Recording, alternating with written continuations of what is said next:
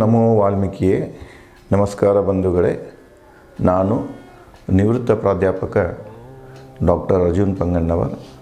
ಹೇ ಸೀತಾರಾಮ್ ವಾಹಿನಿಯ ವಾಲ್ಮೀಕಿ ರಾಮಾಯಣ ಅಂದು ಇಂದು ಚಿಂತನ ಕಾರ್ಯಕ್ರಮಕ್ಕೆ ತಮ್ಮೆಲ್ಲರಿಗೂ ಸ್ವಾಗತ.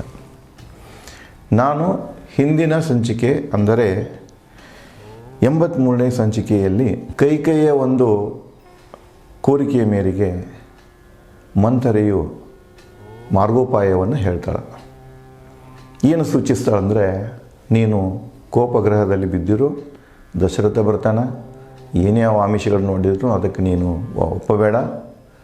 ನೀನು ಯಾವಾಗ ಬಂದ ಕೈಯಿಂದ ನಿನ್ನ ಮೇಲೆ ಎತ್ತಕ್ಕೆ ಪ್ರಯತ್ನ ಮಾಡ್ತಾನೆ, ಆವಾಗ ಅವನಿಗೆ ದೇವಾಸುರ ಯುದ್ಧದಲ್ಲಿ ಅವನು ನಿನಗೆ ಕೊಟ್ಟ 2 ವರಗಳದ್ದು ಬಗ್ಗೆ ನೀನು ಅವನಿಗೆ ನೆನಪಿಸಿಕೊಡು. ಆ ವರಗಳನ್ನು ಕೇಳೋ ಕಾಲಕ್ಕೆ ಮೊದಲಿದ್ದು ರಾಮನಿಗೆ 14 ವರ್ಷ ವನವಾಸ, ಭರತನಿಗೆ ಪಟ್ಟಾಭಿಷೇಕ ಕೇಳೋದನ್ನು ಮರಿಬೇಡ ಅಂತ ಹೇಳಿ ಅವಳಿಗೆ ಮಾರ್ಗೋಪಾಯವನ್ನು ಎಚ್ಚರಿಕೆಯನ್ನು ಹೇಳ್ತಾಳೆ. ಅದನ್ನು ಕೇಳಿ ಕೈಕೇಯಿ ಯಾವ ರೀತಿ ರಿಯಾಕ್ಟ್ ಮಾಡ್ತಾಳೆ, ಮನಸ್ಸನ್ನು ಹೆಂಗೆ ಬದಲಿಸ್ಕೊಳ್ತಾಳೆ ಅನ್ನೋದನ್ನು ವಾಲ್ಮೀಕಿಯವರು ಮುಂದುವರೆದು ಹೀಗೆ ಬರೆದಾರೆ. ಅರ್ಥರೂಪಿ ಅನರ್ಥದ ಮಾತು ಕೇಳಿ. ನೋಡಿ ವಾಲ್ಮೀಕಿಯರು ಹೆಂಗೆ ಬರೀತಾರೆ, ಅರ್ಥರೂಪಿ ಅನರ್ಥದ ಮಾತು ಕೇಳಿ. ಅವಳ ಸಲಹೆ ಏನಿದೆಯಲ್ಲ, ಮಾರ್ಗೋಪಾಯ ಏನು ಸೂಚನೆ ಮಾಡ್ಯಾಳ ಮಂತ್ರ ಅದ, ಅದು ಅರ್ಥಪೂರ್ಣ ಇದೆ, ಅದು ಒಳ್ಳೆಯದೇ ಇದೆ. ಬಟ್ ಅದರಿಂದ ಆಗುವಂಥ ಅನರ್ಥ ದೊಡ್ಡದಿದೆ, ಆಗುವಂಥ ಅನಾಹುತ ದೊಡ್ಡದಿದೆ. ಹರುಷಿತ ಕೈಕೇಯಿ ಹೇಳಿದಳು ಮಂತ್ರಾಳಿಗೆ. ಆ ಮಾತನ್ನು ಆಕಿವೆಲ್ಲ ಕೇಳ್ತಾಳೆ, ಮಾರ್ಗೋಪಾಯವನ್ನು ಕೇಳ್ತಾಳೆ. ಕೇಳಿದ ನಂತರ ಆಕಿ ಹರ್ಷ ಆಗ್ತಿದೆ, ಸಂತೋಷ ಆಗ್ತಿದೆ. ಕೈಕೇಯಿಗೆ ಸಿಟ್ಟು ಹೋಗಿಬಿಡ್ತಾಕಿ. ಮೊದಲೇನಕ್ಕೆ ಹೇಳ್ತಿದ್ದಲ್ಲ, ರಾಮನ ಮಗ ಜೋಪಾನ ಮಾಡಿದ್ದೇನೆ, ರಾಮ ನನ್ನ ಹಿರಿ ಮಗ, ನೀನೇನು ಬುದ್ಧಿಗೆಟ್ಟಾರುತ್ತೆ ಮಾತಾಡ್ತಾ ಇದ್ದೀಯ ಅಂತೇನು ಕೋಪದಲ್ಲಿ ಮಂತ್ರೆಯನ್ನು ಏನಕ್ಕೆ ಶಪಿಸ್ತಿದ್ದಳೋ, ಏನು ಬೇಯ್ತಿದ್ದಳೋ ಅದು ಬದಲಾಗ್ತಿದೆ. ಈಕೆಯಲ್ಲಿ ಮನಸ್ಸಿನ ಪರಿವರ್ತನೆ ಆಗ್ತಿದೆ. ಹೌದಲ್ಲ, ಹೇಳೋ ಸತ್ತಿದೆ ಅಂತ ಮನವರಿಕೆ ಮಾಡಿಕೊಂಡು ಆಕೆ ಹೇಳ್ತಾಳೆ, ನೀ ಏನು ಹೇಳಿದೆಲ್ಲ ಈ ಮಾತು ಅಗದಿ ಸಂತೋಷದಿಂದ ಇದೆ ಕೇಳ್ಕೊಂಡು ಮಂತ್ರಾಗಿ ಹೇಳ್ತಾಳೆ ಆಕೆ. ಓ ಕುಬ್ಜ ಮಂತ್ರ, ಕುಬ್ಜ ಅಂದರೆ ಇದ್ದಳೆ, ಕುಬ್ಜ ಮಂತ್ರ ತಿಳಿಯಲಿಲ್ಲ ನಿನ್ನ ಬುದ್ಧಿವಂತಿಕೆ ನಾನು. ಅಲ್ಲಿ ಹಿಂದೆ ವಿಡಂಬನೆಯಿಂದ ಮಾತಾಡ್ತಿದ್ದಳಕ್ಕೆ, ಏನು ಬೇಕು, ಏನು ಹೇಳ್ತೀಯ ಹೇಳ, ರಾಮನ ಹೆಂಗೆ ಹಟ್ಟ ಹಿಂಗೆಲ್ಲ ಈಗ ಹಂಗೆ ಮಾತಾಡಲಿಲ್ಲಕ್ಕೆ. ನೀ ಭಾಳ ಬುದ್ಧಿವಂತ ಇದೆಯಾ, ನಿನ್ನ ಬುದ್ಧಿವಂತಿಕೆ ನನಗೆ ಗೊತ್ತಾಗಲಿಲ್ಲ. ಇಷ್ಟು ನಾನು ಹುಟ್ಟಿದಾಗಿಂದ ನಾನು ಸೇವೆ ಮಾಡ್ಕೋತ ಬಂದೀಯ, ನೀ ಇಷ್ಟೊಂದು ಬುದ್ಧಿವಂತಳಿದ್ದೀಯ ಅನ್ನೋದು ನನಗೆ ಈಗ ಅರ್ಥ ಆಯ್ತಂತ ಕೈಕೇಯಿ ಮಂತ್ರೆಗೆ ಹೇಳ್ತಾಳೆ. ಭೂಮಂಡಲದ ಕುಬ್ಜರಲ್ಲಿಯೇ ಬುದ್ಧಿವಂತಳು ನೀನು. ಒಂದು ವೇಳೆ ಭೂಮಿಯಾಗ ಎಷ್ಟು ಜನ ಕುಬ್ಜರದಾರ ನಿನ್ನಂಗೆ, ಆ ಎಲ್ಲ ಕುಬ್ಜರ ಬುದ್ಧಿ ಮಟ್ಟವನ್ನು ಪರೀಕ್ಷೆ ಮಾಡಿ ನೋಡಿದ್ರೆ ನನಗನಿಸ್ತೈತಿ ನಿನ್ನಂಥ ಬುದ್ಧಿವಂತ ಕುಬ್ಜರು ಈ ಭೂಮಿ ಮ್ಯಾಗನ ಇಲ್ಲ ಅಂತ ಹೇಳ್ತಾಳೆ. ಮುಂದುವರೆದು, ಬಯಸಿದ ನೀನು ಸದಾ ನನ್ನ ಹಿತ. ಈಗ ನನ್ನ ಮನವರಿಕೆ ಆತಲ್ಲ, ನೀ ಯಾಕೆ ಇಷ್ಟೊಂದು ಹೇಳ್ತಾ ಇದ್ದೀಯ ಅನ್ನೋದಕ್ಕೆ ನಿಂದೇನು ಸ್ವಾರ್ಥ ಇಲ್ಲ, ಅದ್ರಾಗ ನಿಂದೇನು ದ್ವೇಷ ಇಲ್ಲ. ನಿನ್ನದು ಒಂದು ಸ್ವಾಮಿ ಭಕ್ತಿ ಏನಿದಲ್ಲ, ಆ ಭಕ್ತಿ ನಿನಗೆ ಹಿಂಗೆ ಹೇಳುವಾಗ ಮಾಡ್ತಾ ಇದೆ. ನಾನು ಹುಟ್ಟಿದ್ದಂದ್ರೆ ನಾನು ಸೇವೆ ಮಾಡ್ಕೋತ ಬಂದೀಯ, ನನ್ನ ಮ್ಯಾಗ ಭಾಳ ನಿನಗೆ ಅಪಾರ ಗೌರವ ಇದೆ. ನನ್ನ ಹಿತಾನ ನಿನ್ನೂ ಯಾವುದು ನಿನ್ನ ಮುಖ್ಯ ಜೀವನದ ಬದುಕಿನ ಗುರಿಯಾಗಿದೆ. ಅದೇ ಪ್ರಕಾರ ಭರತ ನನ್ನ ಮಗನ ಹಕ್ಕುಗಳನ್ನು ರಕ್ಷಿಸಿಕೊಳ್ಳಕ್ಕೆ ನಾನು ಮಾತೆಯಾಗಿ ಆ ಕೆಲಸ ಮಾಡಬೇಕನ್ನೋದನ್ನು ನೀನು ನನಗೆ ಮನವರಿಕೆ ಮಾಡಿಕೊಟ್ಟು, ಅದಕ್ಕೆ ನೀನು ನಿಜವಾಗಿ ಬುದ್ಧಿವಂತ ಅಂತ ಹೇಳ್ತಾಳೆ. ದಶರಥನ ಉದ್ದೇಶ ತಿಳಿಯಲಿಲ್ಲ ನನಗೆ. ಈಗ ನೀನು ಮಾತಾಡೋದು ನೋಡ್ಬೇಕಾರೆ ಈಗ ಗೊತ್ತಾಯ್ತು ನನಗೆ. ದಶರಥ ಇಷ್ಟೆಲ್ಲ ನನ್ನ ಹತ್ತಿರ ಇರ್ತಿದ್ದ, ದಿವಸ ಇಲ್ಲೇ ಕಳೆದು ಹೋಗ್ತಾನೆ, ಇಂಥದ್ದೆಲ್ಲ ಇದ್ದುಕೊಂಡು ದಶರಥ ಒಂದು ದಿವಸನೂ ತಾನು ರಾಮನನ್ನು ಪಟ್ಟು ಗಟ್ಟೇನೆ ಅನ್ನುವಂಥ ಮಾತನ್ನು ನನ್ನ ಮುಂದೆ ಅವ ಯಾವಾಗೂ ಹಂಚಿಕೊಂಡಿಲ್ಲ, ಹೇಳೇ ಇಲ್ಲ ಇದು ಮಾತು. ಅಂದರೆ ನಾನು ಸಂಪೂರ್ಣವಾಗಿ ಕತ್ತಲಲ್ಲಿಟ್ಟನಲ್ಲ ದಶರಥ ಅಂಥೇಳಿ ದಶರಥನ ಬಗ್ಗೆ ಅವರಿಗೆ ಆಕೆಗೆ ಒಂದು ಪ್ರಕಾರದ ಕೋಪ ಬರ್ತಿದೆ. ಕುಟಿಲ ವಿಚಾರವಂತರು ಎಲ್ಲ ಕುಬ್ಜರು ಏನದಲ್ಲ, ಹೆಚ್ಚಾನ ಹಾಕಿ ಕುಟಿಲರಿರ್ತಾರೆ, ಕುತಂತ್ರಿಗಳಿರ್ತಾರೆ. ನೀನು ಮಾತ್ರ ಕುತಂತ್ರಿ ಅಲ್ಲ ಅಂತ ಹೇಳ್ತಾಳೆ ಆಕೆ. ನೀನು ನನ್ನ ಹಕ್ಕಿನ ಬಗ್ಗೆ, ನನ್ನ ಮಗನ ಹಕ್ಕಿನ ಬಗ್ಗೆ ಹೇಳಿದ್ದೀನಿ. ನೀನು ವಾಮ ಮಾರ್ಗ ಏನು ಹೇಳಿಲ್ಲ ನೀನು ನನಗೆ. ವಾಮ ಮಾರ್ಗ ಅಂದ್ರೆ ಏನು, ಕಿವ್ಯಾಗ ವಿಷ ಹಾಕೋಲು ಇಂತೆಲ್ಲ ನೋಡ್ರಿ ನೀವು. ಭಾಳಷ್ಟು ರಾಜ ಮಹಾರಾಜರ ಹಣೆಬರ. ಇವನ್ ನೀವು ನಮ್ಮದು ಕರ್ನಾಟಕದ ಯಾವುದು ವಿಜಯನಗರದ ಬಂದಾಗೂ ಕೂಡ ಕೃಷ್ಣದೇವರಾಯನ ಮಗಂದು ಇನ್ನೂ ಅಂಥ ಭಾಳಷ್ಟು ಸಿಗ್ತಾವೆ ಇತಿಹಾಸದಾಗ. ಅಲ್ಲೆಲ್ಲ ಏನು ಮಾಡ್ತಾರಂದ್ರೆ, ಅಧಿಕಾರದ ಒಂದು ದಾಹಕ್ಕಾಗಿ ಒಬ್ಬರನ್ನೊಬ್ಬರನ್ನ ಕೊಲ್ಲಲಿಕ್ಕೆ ಪ್ರಯತ್ನ ಮಾಡ್ತಿರ್ತಾರೆ. ಅದು ಎಲ್ಲ ಕುತಂತ್ರಗಳವು. ಊಟದಾಗ ವಿಷ ಹಾಕೋದು, ಕಿವಿಯಾಗ ವಿಷ ಹಾಕೋದು, ಇವೆಲ್ಲ ಮೊದಲಿಂದದೇ ನೋಡ್ರಿ. ಸಾಮಾಜಿಕ ಮನುಷ್ಯಂದು ಸಾಮಾಜಿಕ ಮಾನಸಿಕ ಸ್ಥಿತಿ ಇದು ಬದಲಾಗಿಲ್ಲ. ಯುಗಗಳು ಬದಲಾದೋದು, ಜ್ಞಾನ ಎಷ್ಟು ಬದಲಾಗಿದೆ, ತಿಳುವಳಿಕೆ ಬದಲಾಗಿದೆ, ಸಂತರೆಲ್ಲ ಭೂಮಿಯಾಗ ಹುಟ್ಟು ಹೋಗ್ಯಾರ. ಇಷ್ಟೆಲ್ಲ ಇದ್ದರೂ ಕೂಡ ಈ ಒಂದು ಕುತಂತ್ರದ ಒಂದು ಮನಸ್ಸು ಏನಿದೆ, ಒಬ್ಬರನ್ನ ಹೆಂಗೆ ಹಾಳು ಮಾಡಬೇಕು, ನಾನು ಹೆಂಗೆ ಅಧಿಕಾರಕ್ಕೆ ಬರಬೇಕು, ಇಂಥದ್ದು ಏನಿದೆ ಈ ಕುತಂತ್ರ, ಇದು ಮಾತ್ರ ಇನ್ನೂ ಬದಲಾಗಿಲ್ಲ, ಹೋಗಿಲ್ಲ, ಕಡಿಮೆ ಆಗಿಲ್ಲ, ಅದು ಇನ್ನೂ ಹೆಚ್ಚಾಗ್ತಾನೆ ಇದೆ. ಇವತ್ತು ಕೂಡ ಅದು ಅನ್ವಯಿಸ್ತಿದೆ. ಮಂದಗಾಳಿಗೆ ತಲೆಬಾಗಿದ ಕಮಲದಂಥವಳು ನೀನು. ಇಲ್ಲಿ ನೋಡಿ, ಅಕ್ಕಿದ ವಿಚಾರಗಳನ್ನು ಕೇಳಿದ ತಕ್ಷಣ ಮೊದಲು ಕೋಪದಿಂದ ಏನು ಬೈತಿದ್ರಲ್ಲ ಆಕೆ, ಅದನ್ನು ಬಿಟ್ಟಳು. ಈಗ ಮಂತರ ಬಗ್ಗೆ ಹೊಗಳಕ್ಕೆ ಹಿಡಿತಾಳೆ ಆಕೆ. ಏನು ಹೊಗಳ್ತಾಳಂದರೆ, ಮಂದಗಾಳಿಗೆ ತಲೆಬಾಗಿದ ಕಮಲದಂಥವಳು ನೀನು. ಈಗ ನೀವು ಸರೋವರದಾಗ ಕಮಲ ಹೂ ಅರಳಿರ್ತದೆ, ಅರಳಿ ನಿಂತು ಹೇಳಿದಾಗ ಸಣ್ಣ ಒಂದು ಸೂಸುಗಾಳಿ ಬೀಸ್ತಂದ್ರೆ ಅದು ಯಾವ ನಮನೆ ತಲೆ ದೂಗ್ತಿದೆ ಕಮಲದ ಹೂವು.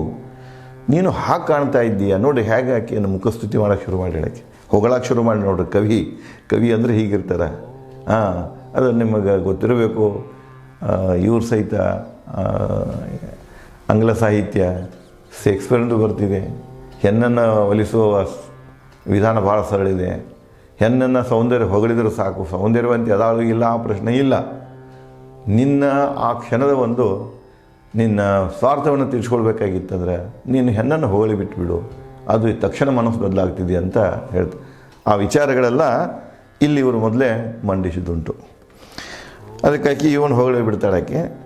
ಆನಂತರ ಮುಂದುವರೆದು ಭುಜಗಳವರೆಗೆ ಸಮನಾಗಿ ಹರಡಿದ ಎದೆ ನಿನ್ನ. ಈಗ ನೋಡಿ, ಆಕೆ ದೇಹದ ಬಗ್ಗೆ, ಯಾರ್ದೋ ಮಂತ್ರಾಳ ದೇಹದ ಬಗ್ಗೆ ಹೇಳ್ಕೊಂಡು ಹೋಗ್ತಾಳೆ ಆಕೆ. ನಿನ್ನ ಮುಖದಿಂದ ಹಿಡಿದು ಹೊಟ್ಟೆ ತನಕನೂ ಒಂದೇ ಭಾಗ ಒಂದೇ ಆಗಿಬಿಟ್ಟಿದೆ. ಇಲ್ಲಿ ನೋಡಿ, ನೀವು ಕುವೆಂಪು ಅವ್ರದ ವರ್ಣನೆ ಈಕಿದು ಮಂತ್ರಾಳ ವರ್ಣನೆ ಮಾಡಿದರೆ ಆ ವರ್ಣನೆಗೂ ಈ ವರ್ಣನೆಗೂ ಎಷ್ಟು ವ್ಯತ್ಯಾಸ ಇದೆ ನೋಡಿ. ಇಲ್ಲಿ ಯಾವ ರೀತಿ ಅವಳದ ಶರೀರದ ಬಗ್ಗೆ, ಅವಳ ಪರ್ಸನಾಲಿಟಿ ಬಗ್ಗೆ ಹೇಳ್ತಾರೆ ಅನ್ನೋದು ಭಾಳ ಸೂಕ್ಷ್ಮವಾಗಿದೆ. ಅಲ್ಲಿ ಮಾತ್ರ ಅವರು ಪೂರ ಆಕಿನ ತೊಳಗೆ ತೆಗೆದಾರಂದ್ರೆ. ಮುಂದೆ ಭುಜಗಳು ಸಮನಾಗಿ ಹರಡಿದ ಎದೆ ನಿನ್ನ, ಲಜ್ಜೆಯಿಂದ ಕೂಡಿದೆ ತಿಳುವಾದ ನಡ ನಿನ್ನ ನಡನೂ ಕೂಡ. ಲಜ್ಜೆ ಅಂದರೆ ಏನಂತಲ್ಲ ನಾವು ಈ ಹೆಂಗೆ ಬಳಕ್ತಿದೆಯಲ್ಲ, ಬಳಕುವ ನಡ ಅಂತಾರಲ್ಲ ನೋಡಿ. ಆಕೆ ವರ್ಣನೆ ಮಾಡ್ತಾಳೆ, ಕೈ ಮಂತ್ರನ ವರ್ಣನೆ ಮಾಡ್ತಾಳೆ. ನೋಡು ನಿನ್ನ ನಡ ಎಷ್ಟು ಬಳಕು ನಡ ಇದೆ. ಸಮದುಂಡಾಕಾರದ ಪರಿಸರದ ವಕ್ಷ ಸೊಂಟಗಳ ನಡುವೆ ನಿನ್ನ ಎದೆ ಇವೆಲ್ಲ ನೋಡಬೇಕಿತ್ತು. ನಡುವ ನಿನ್ನ ನಡ ಏನಿದೆ ಭಾಳ ಸಾಣ್ದಿದೆ, ಎಷ್ಟು ಚಂದ ಅನಿಸ್ತಿದೆ, ಬಳಕುವ ನಡ ಅಂತ ಹೇಳ್ತಾಳೆ. ಪ್ರಕಾಶಿಸುವ ಚಂದ್ರನಂಥ ಮುಖದ ಬಳೆ. ಈಗಿನ ಹೋಗಿರ್ತಾಳೆ, ನೋಡು ನಿನ್ನ ಮುಖ ಚಂದ್ರನಂತೆ ಹೊಳಿತಾ ಇದೆ. ರೇಷ್ಮೆ ಸೀರೆ ಉಟ್ಟ ನಿನ್ನ ತೊಡೆಗಳು, ರೇಷ್ಮೆ ಸೀರೆ ಉಟ್ಟ ನೀಳ ತೊಡೆಗಳು ನಿನ್ನ. ನೀ ರೇಷ್ಮೆ ಸೀರೆ ಉಟ್ಟಿದೀಯಾ, ನಿನ್ನ ತೊಡೆಗಳು ಹೆಂಗಿವೆ, ಅಗದಿ ನೀಳ ಇವೆ, ಅಂದರೆ ಹೆಚ್ಚು ಕಡಿಮೆ ಆನೆ ಕೋರೆ ಹಸ್ತದಂತರ್ಗತಿ ಇರ್ತಿದೆ ಅಂತ ಹೇಳ್ತಾರೆ. ವೈಭವಿ ರಾಜಹಂಸ ನಡಿಗೆ ಒಂಥರ ನಿನ್ನ ಮಂತ್ರ ನೀನು ನಡೆಯಾಕೈತೆ ರಾಜಹಂಸ ಹೆಂಗೆ ಹೋಗ್ತಿರ್ತಿದ್ಲ ಹಂಗೆ ಕಾಣಿಸ್ತೀಯ. ರಾಮನಿಗೆ ವನವಾಸವಾಗಿ ಭರತನಿಗೆ ಪಟ್ಟವಾದರೆ ಅಲಂಕರಿಸುವ ಆಭರಣಗಳಿಂದ ಡೂಗ ದೇಹವನ್ನಿನ್ನ.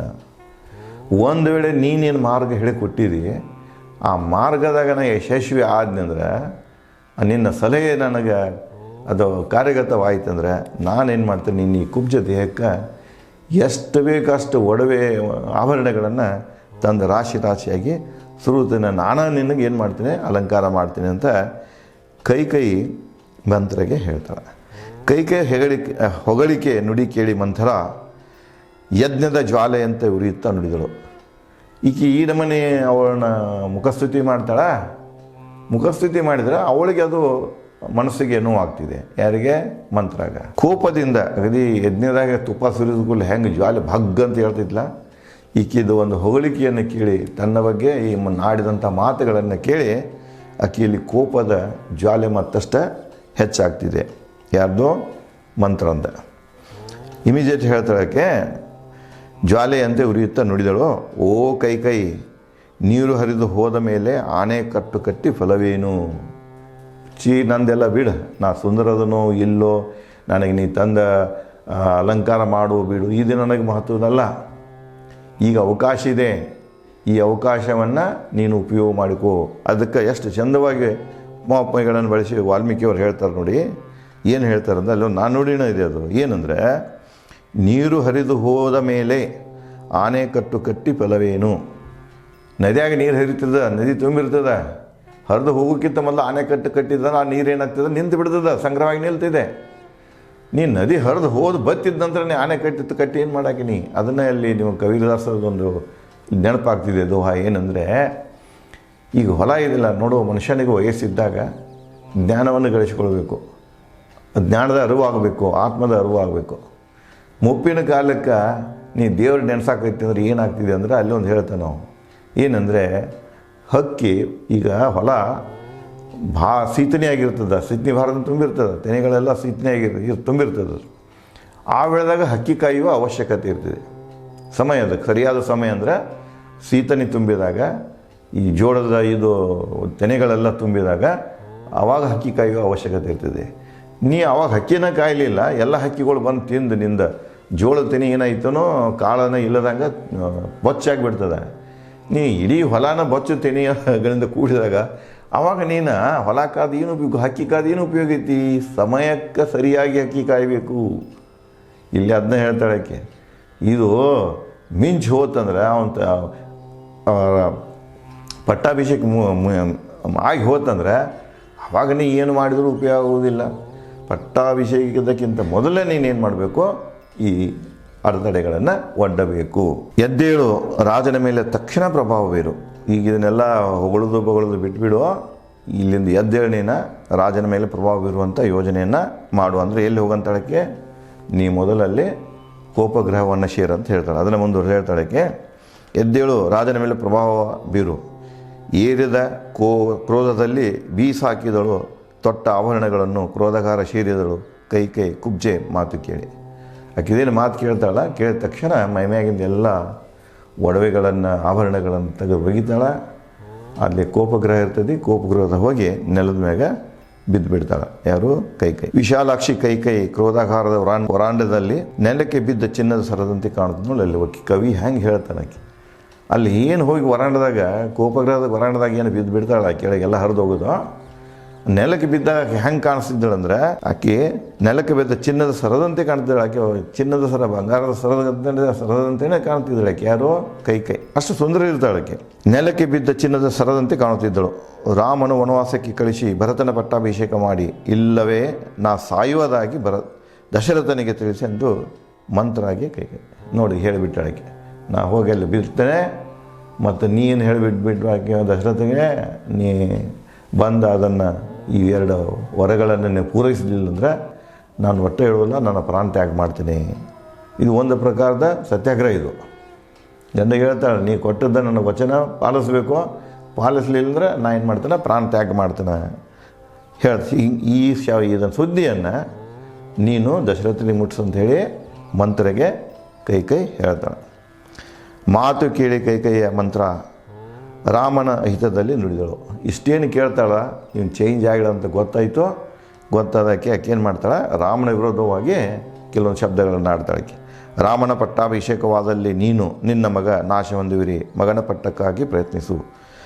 ಮಂತ್ರ ನುಡಿ ಕೇಳಿ ರಾಮ ವನವಾಸಕ್ಕೆ ಹೋಗುವವರೆಗೆ ನೋಡಿ ಅಲ್ಲಿ ಮತ್ತೆ ಆಕೆನೇನು ಮಾಡ್ರು, ಬೆಂಕಿಯಾಗಿ ಸ್ವಲ್ಪ ತುಪ್ಪ ಹಾಕಿಬಿಟ್ಟಾಳೆ ಆಕೆ. ಮತ್ತಷ್ಟ ಏನು ಮಾಡ್ತೀನಿ ನಾ ಸುಳ್ಳ, ಹಿಂಗೆಲ್ಲ ಆಗೋದಲ್ಲ, ನೀನು ನಿನ್ನ ಮಗ ಅರಣ್ಯಕ್ಕೆ ಹೋಗೋದು ಒಂದೇ ಕಲೀರಂತ ಇಷ್ಟೇನು ಅಂತಾಳಲ್ಲ ಆಕೆ. ಮತ್ತಷ್ಟು ಆಕೆಗೆ ಬೆಂಕಿಯಾಗಿ ತುಪ್ಪ ಹಾಕಿದಂಗೆ ಆಗ್ತದೆ ಅಗ್ನಿದಾಗ. ಅವಾಗ ಹೇಳಿಬಿಡ್ತಾಳೆ ಆಕೆ, ರಾಮ ವನವಾಸಕ್ಕೆ ಹೋಗುವವರೆಗೆ ಉಡುಗೆ ತೊಡುಗೆ ಊಟ ನೀರು ಎಲ್ಲವನ್ನೂ ತ್ಯಜಿಸುವೆನು ಅಂತ ಹೇಳಿಬಿಡ್ತಾಳೆ ಆಕೆ. ನಾ ಏನೂ ಮುಟ್ಟುವುದಿಲ್ಲ. ಇದು ಎಲ್ಲಿ ಬರ್ತಿದ್ದು ಗೊತ್ತೇನ್ರಿ ನಿಮಗೆ? ಮಹಾಭಾರತದಲ್ಲಿ ದ್ರೌಪದಿಯ ಒಂದು ವಚನ ಪ್ರತಿಜ್ಞೆ ಬರ್ತಿದ್ದೆ ನೋಡ್ರಿ. ಅವಳಿಗೇನು ಕರೆದ ಸವಾದಾಗ ಆಕೆ ವಸ್ತ್ರವನ್ನು ಇದು ಮಾಡೋಕ್ಕೆ ಪ್ರಯತ್ನ ಮಾಡ್ತಾರಲ್ಲ, ಅವಾಗ ಎಲ್ಲರೂ ಶರಾಬ್ ಕೊಟ್ಟಾಗ ಅವಾಗ ಹೇಳ್ತಾಳೆ ಆಕೆ, ನಿಮ್ಮನ್ನು ಎಲ್ಲರೂ ಸಂಪೂರ್ಣ ನಾಶ ಮಾಡುವ ತನಕ ನಾನು ನನ್ನ ಜಡೆಯನ್ನು ಕಟ್ಟುವುದಿಲ್ಲ ಅಂತೇಳಿ. ಹಾಗೆ ನೋಡಿ, ಹೆಣ್ಣು ಒಂದು ಸೇಡ ಭಾವನೆಯನ್ನು ನಿರ್ಧಾರ ಮಾಡ್ಕೊತದ, ಸೇಡವನ್ನು ತೊಡ್ತಂದ್ರೆ ಅದು ಪೂರ್ಣ ಕಾರ್ಯಗತವಾಗೋ ತನಕ ಹಿಂಸರಿಯೋದಿಲ್ಲ. ಆ ಒಂದು ಹೆಣ್ಣಿನ ಸ್ವಭಾವವನ್ನು ಇಲ್ಲಿ ಹೆಚ್ಚು ಕಡಿಮೆ ನಮಗೆ ಸ್ತ್ರೀ ಸಂವೇದನೆ ಸಿಗ್ತಿದೆ. ಸ್ತ್ರೀಯ ಸ್ವಭಾವದ ಬಗ್ಗೆ ವಾಲ್ಮೀಕಿಯವರು ಹೇಳ್ತಾ ಹೋಗ್ತಾರೆ. ಮಂತ್ರೆಯದಾಗಿರ್ಬೋದು ಮತ್ತು ಈ ಸಂದರ್ಭದಲ್ಲಿ ಮಂತ್ರೆಯದಾಗಿರ್ಬೋದು, ಕೈಕೈಯದಾಗಿರ್ಬೋದು, ಆ ಸ್ತ್ರೀ ಸಂವೇದನೆಯನ್ನು ಅವರು ಈ ಸಂದರ್ಭದಲ್ಲಿ ವಿವರಿಸಿದ್ದಾರೆ. ಇನ್ನು ಅವಳು ಕೋಪಾಗ್ರಹದಲ್ಲಿ ಹೋಗಿ ಬೀಳ್ತಾಳೆ. ಮುಂದೆ ದಶರಥ ಬಂದು ಮುಂದೆ ಏನಾಗ್ತಿದೆ ಅನ್ನೋದನ್ನು ಮುಂದಿನ ಒಂದು ಸಂಚಿಕೆಯಲ್ಲಿ ನಾನು ಆ ವಿಚಾರಗಳನ್ನು ಹಂಚಿಕೊಳ್ತೇನೆ. ಧನ್ಯವಾದಗಳು.